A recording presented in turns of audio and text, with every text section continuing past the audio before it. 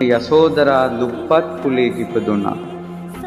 වැඩකාර දියාදින කෙල්ලන්ගේ අතර ඉන්නේ. ඒතකොට ඒ ගමේ ගෑනු ළමයි වතුරක් දිනනවා. සිටු මැදුරු වලට රජ මැදුරු වලට බොලේ කාලයක් ගියා. මෙන්න මේ කෙල්ලන්ට බබාලා හම්බ වෙනවා. තාත්තලා නැහැ. ඈත් එක්ක වැඩ කරපු ගමේ හැම කෙල්ලෙක්ම චරිතේ නසාගන්න. මෙයා තනියෙන් මැරෙනකල් නැත්නම් විවාහ වෙනකල් මෙයාගේ ජීවිතේ චරිතේ නසාගත්තේ නැහැ.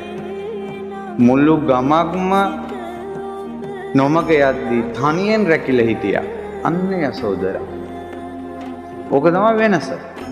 වරදට යොමු වෙන ලඳුන් දහසක් මැද ඔබ කැමති නම් හොඳ ලඳක් වෙන්න ඔබට තියෙන ශක්තිය ඔබගේ ජීවිතයට පවර් එක ගන්න යසෝදරාවට වන්දනා කරනවා. ඈද වැඩට යද්දි පිට්ටුවක් ඉනේ ඒ දුප්පත් මිනිස්සු කන කෑම. ඒ කිල්ලත් තමන්ගේ දවල් කෑමට තියෙන පිට්ටුවක් පසේ බුදුරජාන් වහන්සේ නමකට පිදුවා.